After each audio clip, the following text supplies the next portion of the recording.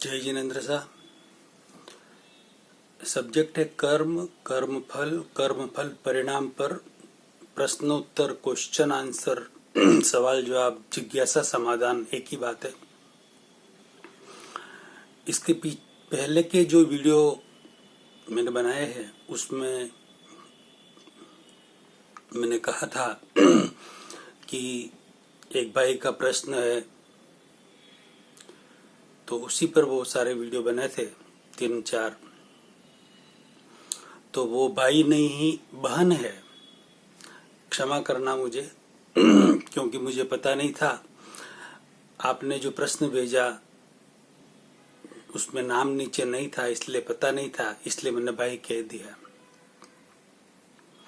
तो आगे के लिए मैं आप सबसे रिक्वेस्ट कर रहा हूं कि आप जो भी प्रश्न भेजें, किसी भी तरह के कोई भी प्रश्न आप भेज सकते हैं। आपके जीवन की जो भी समस्याएं हैं किसी भी तरह की आप उससे मुक्त हो जाइए। घुट घुट कर मत जिए, दब कर मत जिए। अपने आप में घुटन महसूस बिल्कुल न करें, निश्चिंत होकर जिए। हर समस्या का समाधान है। कहते हैं ना, ताला जो बनता है उसकी चाबी पहले बनती है। यदि ताला बना दिया और चाबी नहीं है तो खोलेंगे कैसे उसको? यानी कि जो समस्या है उसका समाधान है। समाधान है, हर समस्या का समाधान है।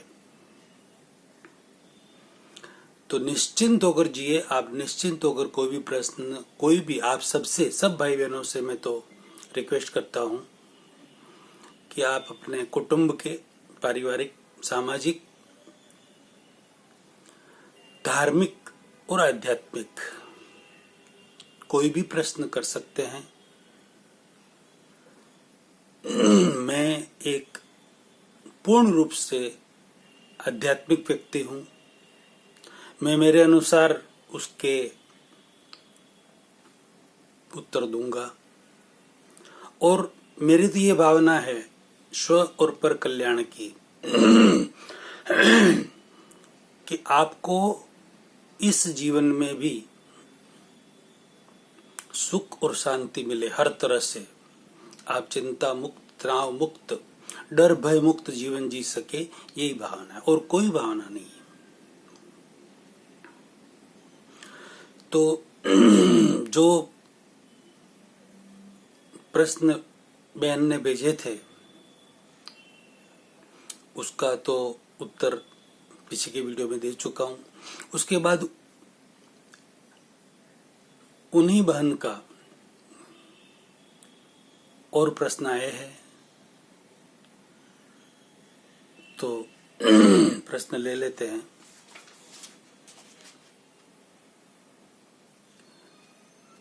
बहन लिख रही है,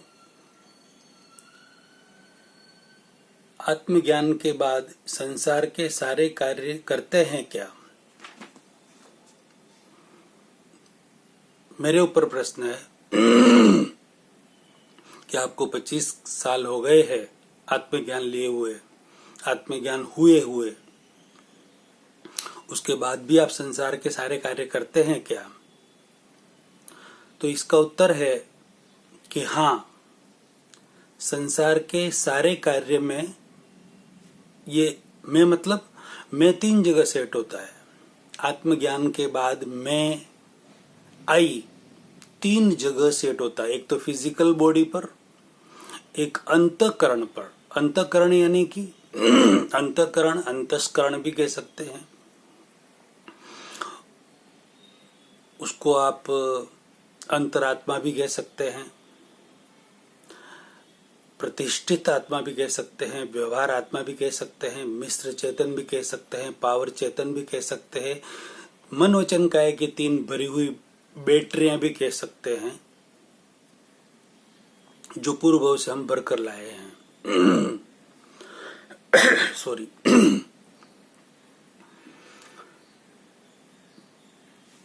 वहां पर भी मैं लगता है वह हमें, जो आत्मज्ञानी होता है, जिसकी आत्मा जागृत हो चुकी है, वह 3 जगह मैं को सेट कर सकता है अपनी जागृति के अनुसार।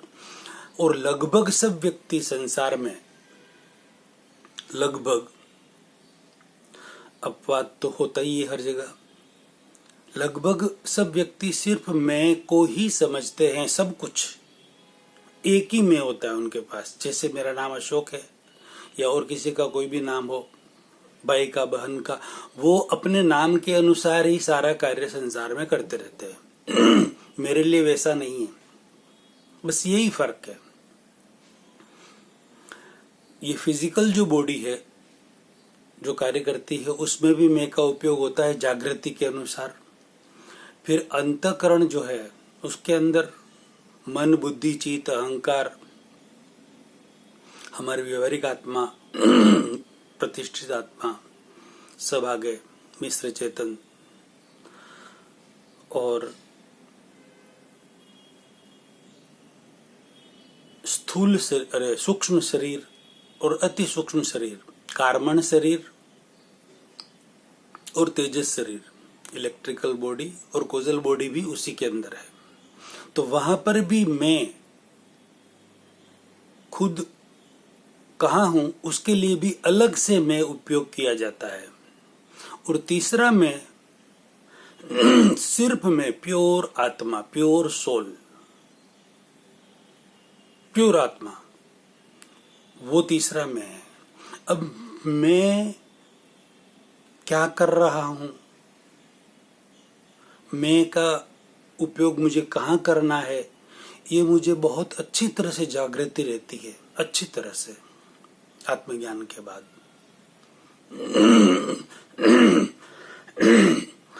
सॉरी, खांसी हो रही थोड़ी, गले में खिचखिच है, माफ करना।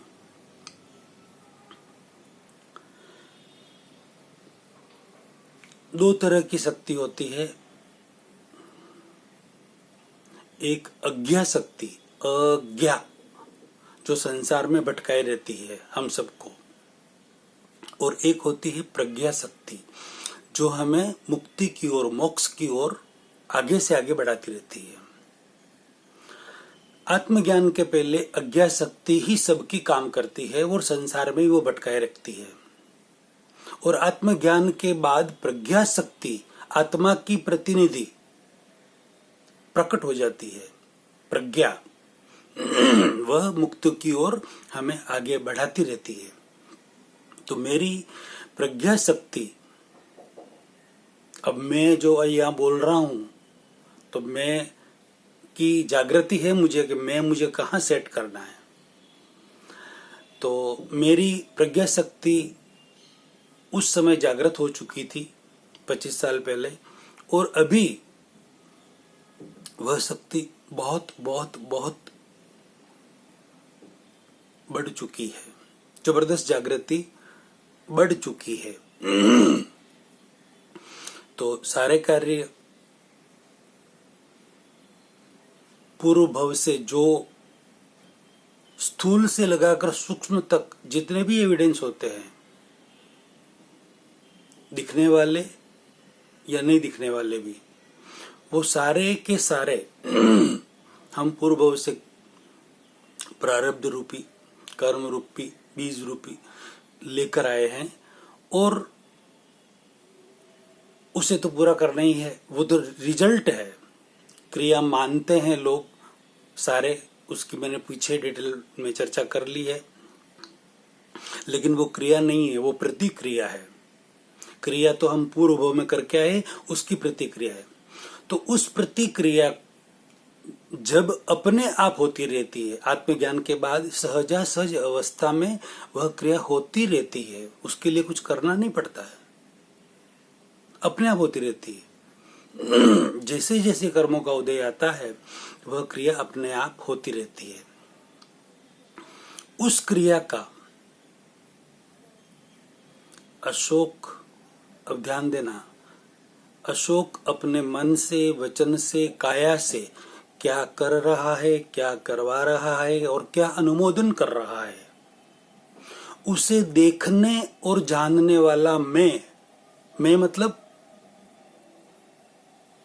प्रतिष्ठित आत्मा, और उसके ऊपर भी प्योर आत्मा, प्योर सोल, सिर्फ ज्ञाता और दृष्टा हूं, देखने और जानने वाला हूं। यह रहने से, यह जागृति रहने से कहते हैं कि हर समय 24 घंटे कर्म का बंधन होता ही रहता है। आपके भाव शुभ है तो शुभ और अशुभ है तो अशुभ, लेकिन मेरे आराधना और उपासना के सिवाय कर्म का बंधन नहीं होता, बिल्कुल नहीं होता। 100% संवर पूर्वक निर्जरा होती है, बंध रहित निर्जरा होती है। और सारे साधु साध्वियों, सारे चारित्रात्माएं सब आ गए, आचार्य गुरुदेव सब उसमें, और सब श्रावक श्राविका, जैन धर्म के भी और सनातन धर्म के भी सब आ गए उसमें। 1% अपवाद रखकर बात करते हैं। उन सब के संवर रहित निर्जरा हो रही है, बंध सहित निर्जरा हो रही है। पूर्व कर्म को वो भुगत रहे हैं, शुभ या अशुभ, दुख या सुख भुगत रहे हैं, और नया कर्म शुभ या अशुभ कोई भी कार्य करके, भले धर्म का करे या अधर्म का करे, वो नए कर्म बांध रहे हैं। मतलब संवर रहित निर्जरा हो रही है, बंध पूर्वक निर्जरा हो रही है। मेरी नहीं हो रही, मेरी 100% उपासना और आराधना के सिवाय संवर सहित निर्जरा हो रही है, बंध रहित निर्जरा हो रही है। बहुत बहुत बहुत बड़ी बात है। ये बात सुनकर बहुत सारे साधु संत भी आश्चर्य में रह गए, उन्हें मानना पड़ा।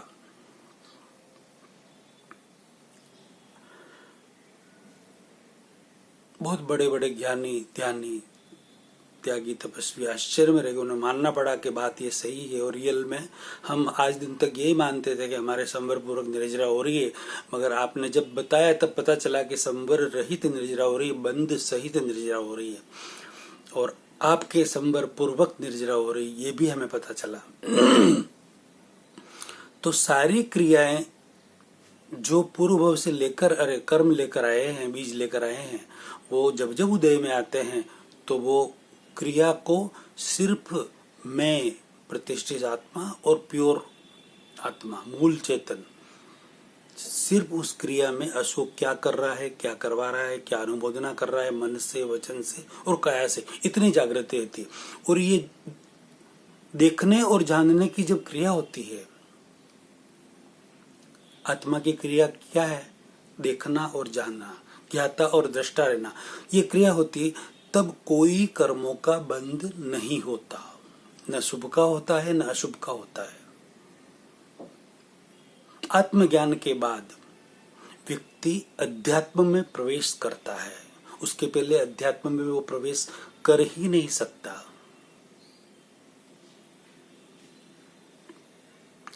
द्वंद्व में ही जीवन जीता है, शुभ में अशुभ में, धर्म में अधर्म में, पाप में पुण्य में, राग में द्वेष में, इन सब से मैं ऊपर हूं, परे, राग द्वेष से ऊपर, धर्म अधर्म से ऊपर, पाप पुण्य से ऊपर, शुभ अशुभ से ऊपर का जीवन है। आश्चर्य होगा आपको, लेकिन रियलिटी ये है।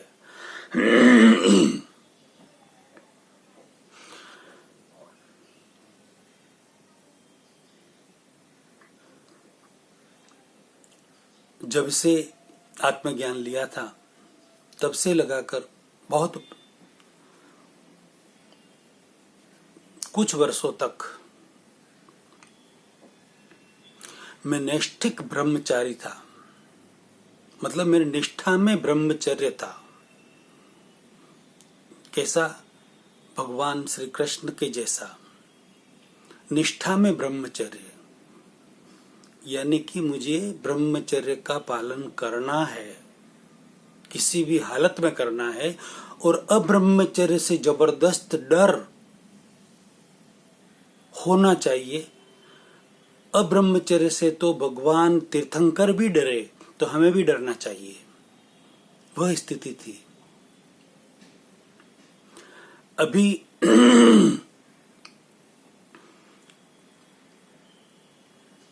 कुछ समय से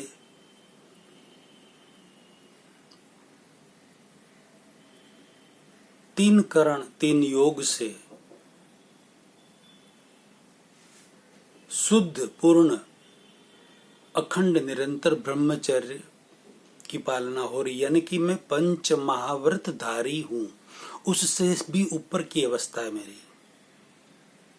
पंच महाव्रत धारी यानी 5 महाव्रतों का पालन करने वाला। साधु साध्वी भी करते हैं, लेकिन वो उनके बंध हो रहा है और मेरे बंध नहीं हो रहा। ये बड़ी बात है। मतलब मैं अपने आप क्या तारीफ नहीं कर रहा, अहंकार नहीं कर रहा, सिर्फ रियलिटी आपके सामने बता रहा हूं। मैं लगभग साधु साध्वियों से भी, आचार्यों से भी, उपाध्याय से ऊपर की स्थिति है मेरी, क्योंकि उनके तो बंद हो रहा है, मेरे बंद हो ही नहीं रहा है। बात समझ में आई आप सबके? बंद की स्थिति नहीं है।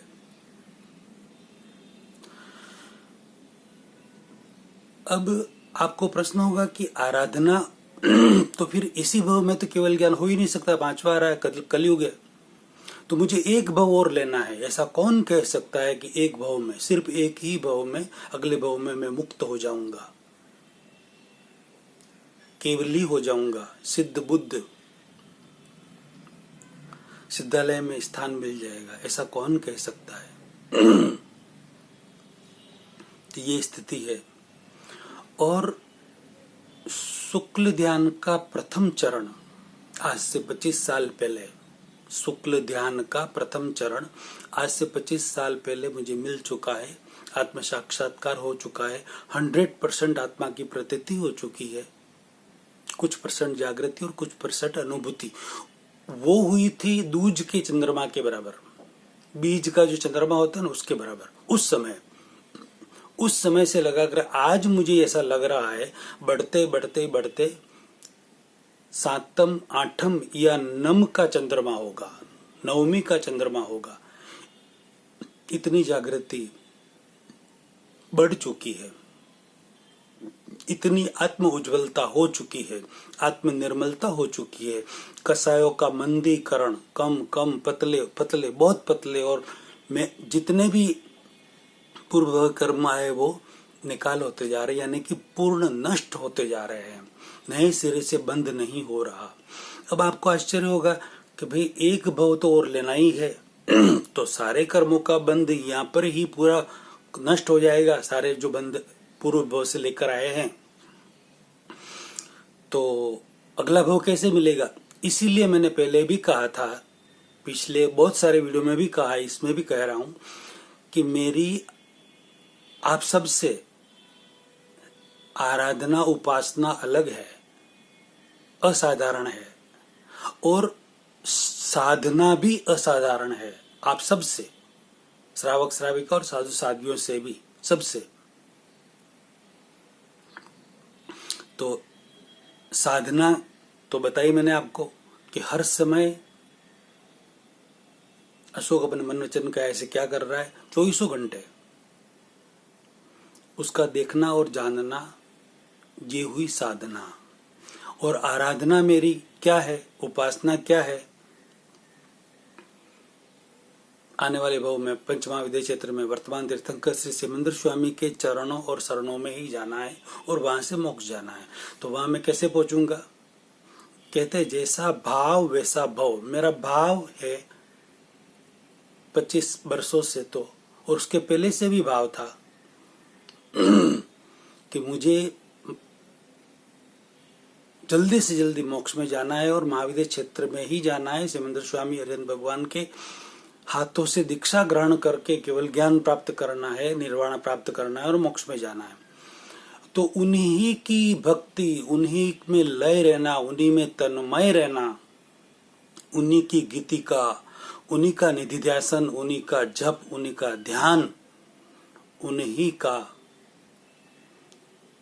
मतलब कण कण रोम रोम में श्री सिमंदर स्वामी हरिहंस भगवान जो साक्षात हाजरा हजूर है अभी, वो विराज रहे हैं। और एक ही भाव, एक ही लक्ष्य, वहीं जाना है। तो जैसा भाव वैसा भाव मिलेगा ही मिलेगा, कोई रास्ता ही नहीं उसका। तो वो आराधना उपासना जब होती है, फिर वो 5 मिनट की हो, 50 मिनट की हो, या 4 घंटे की हो, 2 घंटे की हो, उस समय संवर सहित नहीं, संवर रहित मेरी भी निर्जरा होती है, जैसे आप सबकी हो रही है। बंद सहित मेरी भी निर्जरा होती है। उस समय मैं जानबूझकर बंद कर रहा हूं। कब मुझे बंद करना है और कब मुझे बंद नहीं करना है, ये मेरे हाथ की बात है। ये स्थिति यदि किसी की बन जाए ना तो बहुत बड़ी बात है। तो ये अनंत भवों से हम 84 के चक्कर में भटक रहे हैं, वो भटकना बंद हो सकता है यदि ये समझ में आ जाए तो उस समय जो बंद होता है आराधना और उपासना के समय सिमंदर स्वामी की, वो बंद इतना पावरफुल पुण्य का हो रहा है कि वो सिमंदर स्वामी के चरणों में ही ले जाएगा। पुण्य तो चाहिए ना अगला भव के लिए, वहीं ले जाएगा। यानी कि जो व्यक्ति जिस भूमि के लायक होता है, कथनी और करने की समानता हो जाती है जिसकी, जो इधर है वही मुंह पर और वही एक्शन, कथनी और करने की समानता हो जाती है। तो आज चौथा आरा चल रहा है पंचमा विदेश क्षेत्र में। यदि आप चौथे आरे के इंसान हो गए हैं तो आप चौथे आरे की भूमि जहां पर है वहां आपको खींच लेगी अपने आप, लॉ ऑफ अट्रैक्शन के अनुसार ये नियम है। तो वहां पर जन्म होगा। अगला प्रवचन अगले वीडियो में लेते हैं, इसी को आगे बढ़ाते हैं। गूढ़ रहस्यों वाला वीडियो लाखों करोड़ों व्यक्तियों में शेयर करके अनुमोदना का पुण्य कमाए। जय जिनेंद्र साहब।